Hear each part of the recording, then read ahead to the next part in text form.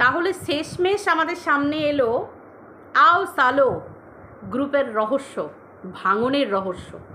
কেন এই গ্রুপটার ভাঙন ধরেছে, কেন তিথি, তুষার, রন, প্রীতি, সুপ্রিয় মানে ছোট ছেলে, এদের মধ্যে কেন একটা ভাঙন এসেছে।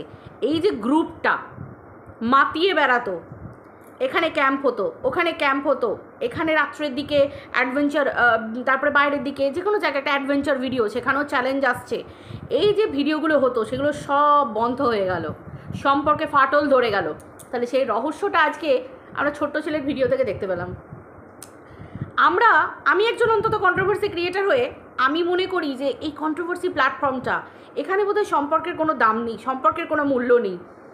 অ্যাকচুয়ালি কথায় বলে যে, এই যে কথায় আছে না, নদীর এপার কহে ছাড়িয়া নিঃশ্বাস, ও পারেতে সর্বসুখ আমার বিশ্বাস। ঘটনাটা ঠিক এই রকম ধরনেরই। আসলে এই যে বিজনেস প্ল্যাটফর্ম, ইউটিউব, ফেসবুক, হ্যানা ত্যানা, এই যে রেশারেশি, এই যে জায়গা, এই সমস্ত জায়গায় সম্পর্ক কি আদেও টেকে? এখানে কি সত্যি সম্পর্ক তৈরি হয়?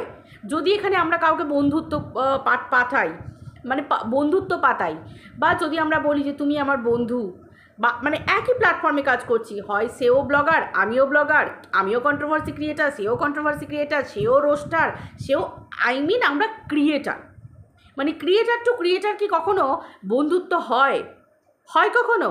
সেটাই আজকে এই ছোট্ট ছেলে পুরো পরিষ্কারভাবে প্রমাণ করে দিল যে ওদের সম্পর্কটা, ওদের বন্ধুত্বের সম্পর্কটা কি কারণে ভাঙলো, তাই তো? তাহলে বন্ধুত্ব নাকি টাকা, ভিউজ নাকি বন্ধুত্বের টান, কোনটার দাম সব থেকে বেশি? পরিষ্কার, এই ভাঙনের রহস্যটা জানতে পারলেই সব পরিষ্কার হয়ে যাচ্ছে। তো চলো বন্ধুরা, ওয়েলকাম টু মিলিস ব্লগ। আশা করি তোমরা সবাই খুব ভালো আছো, আমিও খুব ভালো আছি। দেখো, ছোট ছেলে ভিডিওতে যেটা পরিষ্কার বুঝতে পারলাম, এই যে তিথি তুষারের ব্যাপারটা, প্রথম যে দানাটা বেঁধেছিল, মানে একটা অশান্তির যে দানাটা, একটা গ্রুপ, তাই তো? সেই গ্রুপের একটা নাম করা গ্রুপ, মানে ওদের বন্ধুত্বের গ্রুপ ছিল। তো সেই ক্ষেত্রে এই গ্রুপের মধ্যে কতগুলো বন্ধু ছিল, তিথি, তুষার, রন, প্রীতি, আমরা সবাই জানি, রন, প্রীতি, তারপরে সুপ্রিয়। তো এই গ্রুপের মধ্যে এদের যে একটা বন্ডিং ছিল, ভীষণ ভালো বন্ডিং ছিল। আমরা দেখেছি এরা অ্যাডভেঞ্চার খুঁজতে বেরিয়ে যেত, বিভিন্ন অ্যাডভেঞ্চারাল ভিডিও দেখেছি। তারপরে আর কি দেখেছি, অনেক রকম ক্যাম্পিং দেখেছি। আমি যেগুলো দেখেছি সেগুলো বলছি, মানে আমার চোখের সামনে যেগুলো পড়েছে, অনেকগুলো ক্যাম্পিং দেখেছি। বিভিন্ন জায়গায় ওদের যে প্রমোশনাল ভিডিও থাকে, বিভিন্ন ওই রিসর্ট ফিসর্টগুলোতে রাতের দিকে গ্রাম বাংলার দিকে গিয়ে ওই দেখেছি শেয়ালের ডাক, ঝিঝি পোকার ডাক, বাঘ, হ্যানা ত্যানা এইসব, তারপরে শ্মশানের ধারে হ্যানা ত্যানা, মানে বিভিন্ন রকম ভিডিও আর কি। তো এইরকম ধরনের কিছু ভিডিও ওদের আমরা দেখেছি। এটা কিন্তু এদের এই গ্রুপের ভিডিও, মানে পুরো গ্রুপের প্রত্যেকটা মেম্বার নিয়ে এই ভিডিওগুলো ওরা বানাতো। তো সেই ক্ষেত্রে গ্রুপের মধ্যে মজ মস্তি, আমরা এর জন্মদিন, ওর জন্মদিন, এখানে আড্ডা, ওখানে আড্ডা, ওদের ব্লগ ভিডিও থেকে দিনরাত দেখেছি কিন্তু।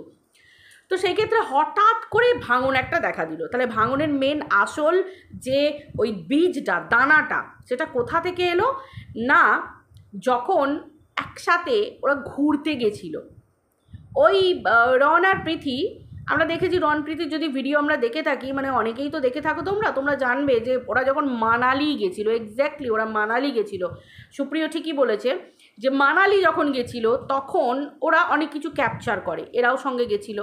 তো সেই ক্ষেত্রে এরা কিছু ভিডিও ক্যাপচার করে। এবার দেখো, একই জায়গায় সবাই বেড়াতে গেলে যে ঘটনাগুলো ঘটে, যে এখানকার কিছু মুমেন্ট এরকম আর কি ব্যাপার, মানে এবার কিছু পুরনো ভিডিও থাকে না, যেগুলো শিডিউল করে রেখে দেয় আগে থেকে, অনেকে থাকে যে একই জায়গায়, একই স্থানে, একই রকমভাবে ভিডিও বানানো হয়েছে, এরাও উপস্থিত ছিল, ওরাও উপস্থিত ছিল। তো সেই ক্ষেত্রে কি হয়েছে ঘটনাটা, ছোট ছেলের কথা অনুযায়ী যেটা, যে এই তিথি ফোন করে প্রীতিকে যে তুমি এই ভিডিওটা রিশিডিউল করে নাও। প্রীতি বলে যে না, এটা আমার শিডিউল করা হয়ে গেছে অলরেডি, পাবলিক হয়ে যাবে ঠিক টাইম মতো, ডেট আছে, টাইম আছে, ঠিক টাইম মতো পাবলিক হয়ে যাবে, ঠিক আছে। তখন বলে কি যে না, শিডিউল করলে হবে না, শিডিউল করা আছে তখন ওটাকে আবার তুমি রিশিডিউল করো। মানে ব্যাপারটা হচ্ছে যে তিথির কথা হচ্ছে যে ভিডিওটা যেই আগে ছাড়ুক, মানে তিথির কথা হচ্ছে ওরা আগে পোস্ট করবে, তারপর তুমি পোস্ট করবে, ব্যাপারটা হচ্ছে এটা। ভাই একই জায়গায় সবাই থাকছো, তো সবাই সবার মতো ভিডিও দেবে। পৃথিকে রনকেও যেমন সবাই ভালোবাসে, তিথিকে তুষারকেও ভালোবাসার মানুষ আছে, ভিডিও তো তারাও দেখবে। পৃথি রনের ভিডিওতে তাদের ভালোবাসার মানুষরা যেমন তোমাদের একসাথে সবাইকে দেখবে, সেরকম তোমাদেরকেও ওই পৃথি রনের সাথে তোমাদেরকে সবাইকে দেখবে যারা যারা ছিলে। তো সেই ক্ষেত্রে বন্ধুত্বের খাতিরে, বন্ধুত্বের জায়গায় তো রেষারেষি হয় না, যেটা আমার মেন কথা। বন্ধুত্বের জায়গায় কি রেষারেষি হয়, ভিউজের লড়াই হয়, যে আমি আগে ভিডিও ছাড়বো, তুমি আগে ছাড়বে না, এগুলো কি ব্যাপার? কিছুই তো না। তুমিও ক্যাপচার করেছো, ও ক্যাপচার করেছে, তোমার ভিউয়াররা সেম হলে সেম দেখবে, আগে পরে হলে আগে পরে দেখবে, বা নতুন যারা তারা নতুন দেখবে। ভালোবাসার মানুষ তারা দেখবে, মেন হচ্ছে তোমার কাছে ভিউজটা, ঠিক আছে, কিন্তু সম্পর্ককে বাদ দিয়ে ভিউজটা হয় না, তাই তো? কিন্তু এই জায়গাটাতেই লাগলো ঝামেলা পৃথির সাথে। কেন না, পৃথি বলেছিল যে হোক আগে ছাড়লেই হলো, পোস্ট করলেই হলো, আমার তো শিডিউল করা হয়ে গেছে, ওটা ঠিক টাইমে পাবলিক হবে। তো সেই ক্ষেত্রে এটার এমন কি ব্যাপার আছে বলে ঝামেলাটা শুরু হলো এই জায়গা থেকে। তিথির মুখ ফুলে গেল, কেন না রন পৃথি ভিউজটা বেশি ইনকাম করে ফেলবে, আর তিথি পরে যদি ভিডিওটা দেয় তাহলে কি তিথি কম ইনকাম হবে? এই যে একটা হিংসা মনের মধ্যে, এই জিনিসটাই সম্পর্কের ফাটলটা ধরিয়ে দিল। ঠিক আছে, তোদের মধ্যে সম্পর্কের ফাটল ধরলো, তোদের দুটো মেয়ের মধ্যে একটা ঠান্ডা লড়াই হলো, দিয়ে সম্পর্কের ফাটল ধরলো, ভিউজের লড়াই। কারণ যেখানে স্বার্থ সেখানে কোনো দিনের জন্যও সম্পর্ক টেকে না। ইউটিউবে সম্পর্ক হয় না আমি বলবো না, ইউটিউবে সম্পর্ক হয় যতক্ষণ সেটা এই যে স্ক্রিন শেয়ার, একই ফ্রেম, একই ভিডিওতে আসা, এইগুলোতে যদি কে আগে পাবলিক করবে, একই ধরনের ভেন্যু, একই ধরনের মেনু, একই ধরনের কন্টেন্ট, সেটা মানে কে আগে পোস্ট করবে, কে কী করবে, এই জিনিসটা চলে আসে স্বার্থের জায়গায়। তুমি যদি স্বার্থটা বাদ দাও, তোমার কাছে যদি ইম্পর্টেন্ট হয় মানুষগুলো, সেই সময়কার মজ মস্তি ফুর্তি আনন্দ টাইম স্পেন্ড করাটা, সেটা যদি হয়, তাহলে কে আগে ছাড়লো কে পরে ছাড়লো ডাজেন্ট ম্যাটার, সেটা কোনো কিছু ম্যাটার করে না। কিন্তু এই হিংসাটা দানা বাঁধে যে কে ভিউজটা আগে নেবে, কার ভিউজটা কম হয়ে যাবে। ও যদি আগে ছেড়ে দেয় ওর তো ভিউজটা বেশি পেয়ে যাবে, আমি যদি পরে ছাড়ি তাহলে আমি তো ভিউজটা কম পাবো। হিংসা হয় মানুষের এই জায়গায়। কিন্তু এই যে চলো আমাদের যেই ছাড়ুক আগে যেই ছাড়ুক পরে, আমাদের ভালোবাসা বজায় থাকবে, আমাদের বন্ধুত্ব বজায় থাকবে, এই জিনিসটাও যদি কারোর মধ্যে থেকে থাকে তাহলে সে সম্পর্ক কখনো ভাঙে না। কিন্তু এই জিনিসটা ছিল না। কেন না, তিথি বলেছিল যে রিশিডিউল করার কথা, তার মানে এদের মধ্যে ঝামেলা বাঁধলো। ঠিক আছে, ঝামেলা বাঁধলো। তারপরের যে ঘটনা, সেই ঘটনায় দেখতে পাওয়া যাচ্ছে যে এই যে তারপরেই সুপ্রিয় জন্মদিন আসে। সুপ্রিয় জন্মদিনে মানে ছোট্ট ছেলের জন্মদিনে নিমন্ত্রণ করে রন আর পৃথিকে সুপ্রিয়, তেমনি সুপ্রিয়র বন্ধুকে, এদিকে হচ্ছে তিথি তুষার, এটা বন্ধু বন্ধু। তাহলে রন পৃথির কারণে সুপ্রিয়র সাথে নিশ্চয়ই বন্ধুত্ব শেষ হয়ে যেতে পারে না।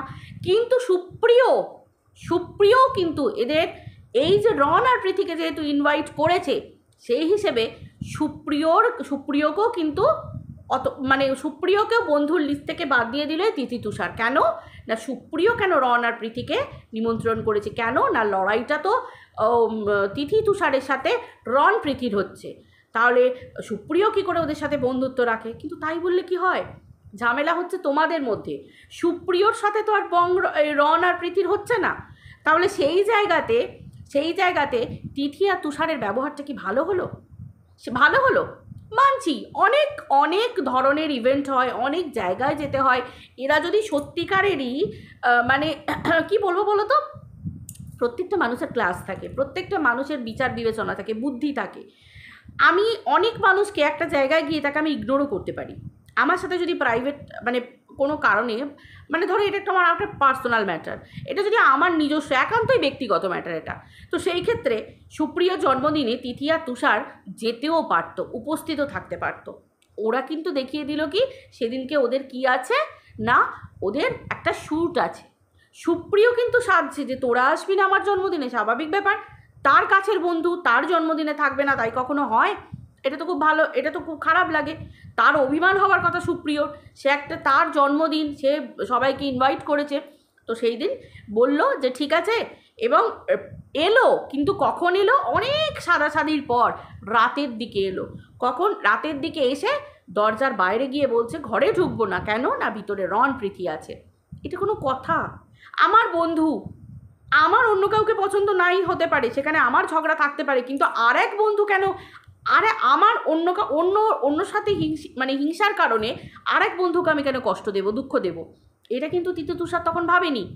আর ভাবেনি বলেই কিন্তু ছোট ছেলেরই অভিমানের কথা, কষ্ট পাওয়ার কথা কিন্তু সুপ্রিয়।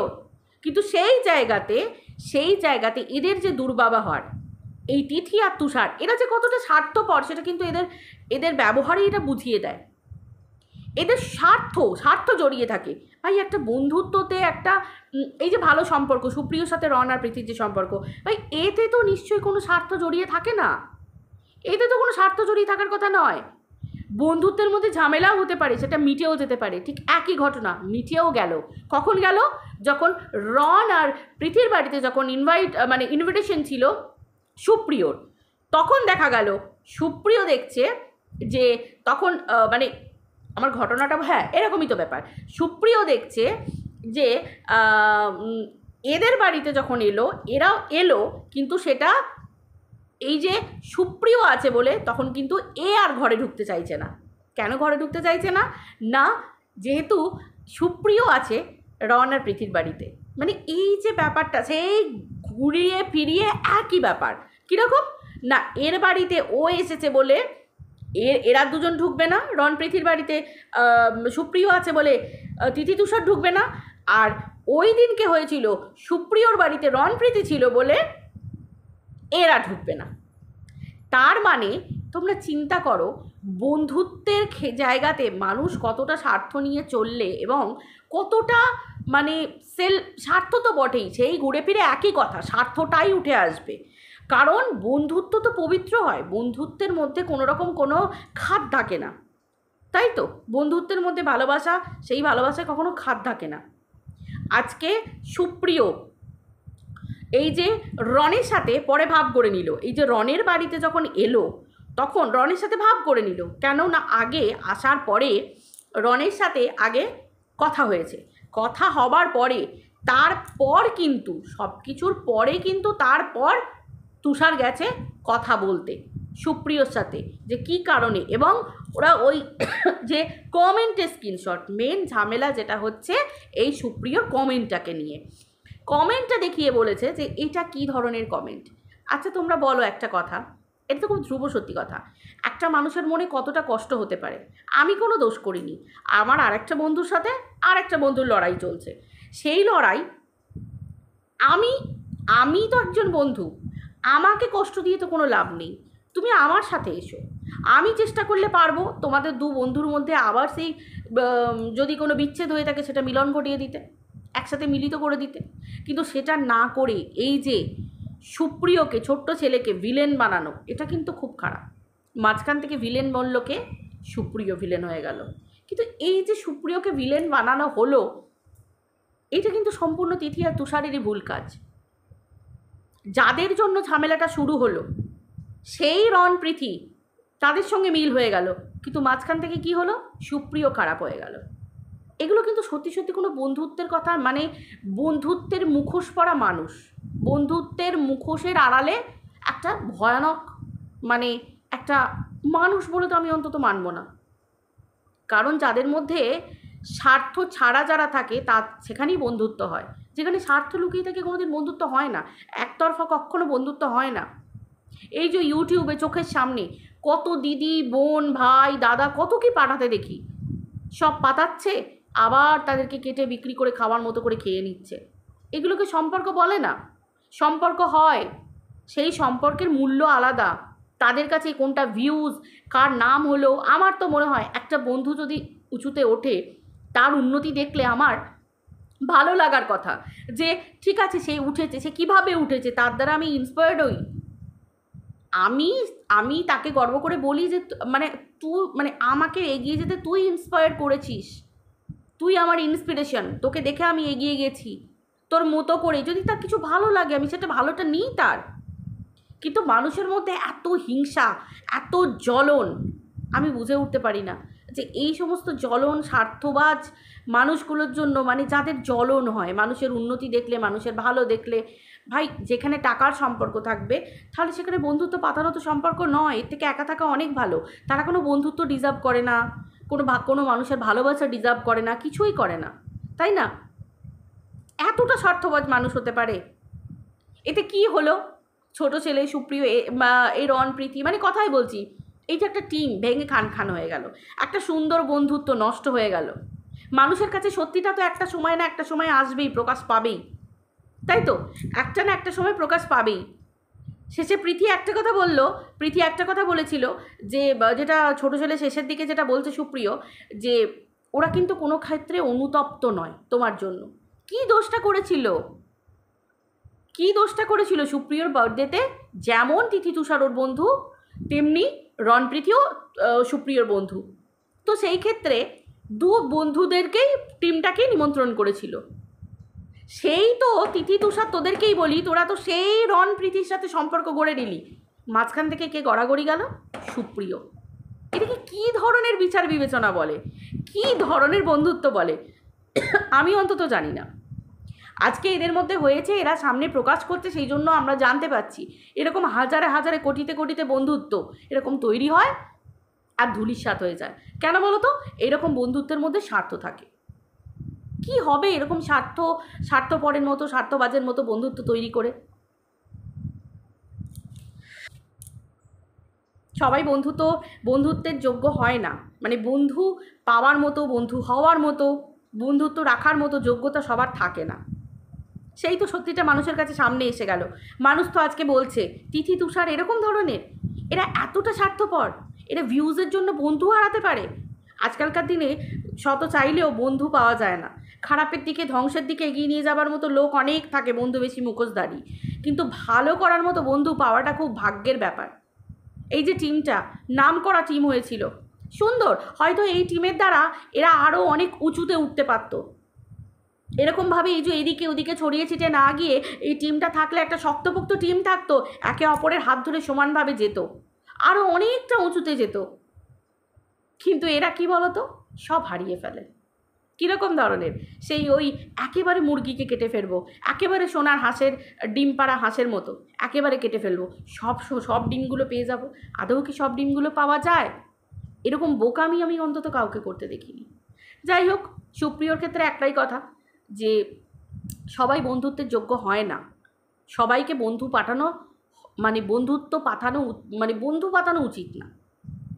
বেছে বেছে বাছাই করে করে বন্ধু খুঁজে নেওয়া দরকার, কারণ পিছনে ছুরি মারার জন্য অনেক মানুষ এগিয়ে আছে। যুগটা অন্যরকম না, তাই যুগের হাওয়ার সাথে তাল মিলিয়ে চলতে হবে। সেটা বন্ধুত্ব হোক, জীবনসঙ্গী হোক, বা যাই হোক না কেন, পদে পদে, প্রত্যেকটা পদে পদে বাছাই করে করে নিতে হবে সব কিছু। চলো বন্ধুরা, এইটুকুই বুঝলাম। খারাপ লাগে যে একটা টিম, একটা বন্ধুত্বের একটা বন্ডিং নষ্ট হয়, যখন একটা বন্ধুত্ব তৈরি করতে, মানে বন্ধু হতে, বিশ্বাস অর্জন করতে, একটা শক্ত বন্ধন তৈরি করতে অনেক সময় লাগে। ভাঙতে কিন্তু বেশিক্ষণ সময় লাগে না, গড়তে অনেক সময় লাগে। ভাঙবো বললে তো এক্ষুনি ভাঙা হয়ে যায়, তাই না? যাক, আমার মনে হয় এগুলো দেখে অনেকের অনেক কিছু শিক্ষা পাওয়া দরকার, অনেক শেখা উচিত, এটুকুই বলবো। যাক, যে যার মতো এগিয়ে চলো, যেটা হবার সেটা তো হয়েই গেছে, তাই না? কারণ আজ মানে এই বন্ধুত্ব, ভালোবাসা, সম্পর্ক, এগুলো না খুব সূক্ষ্ম, মানে ওই আয়নার মতো। আয়নাতে যেমন একটা চিরফাট ধরে গেলে সরু একটা দাগ হয়ে যায় না, তুমি যতই মানে ঠিক করো ওই দাগটা থেকে যায়, নতুন করে আর কিছু হয় না। ঠিক সেই রকম ধরনের যে কোনো সম্পর্কও তাই। যাক, ভিডিওটা এই পর্যন্ত রাখছি, আবার দেখা হচ্ছে পরের ভিডিওতে। সবাই ভালো থেকো, টাটা।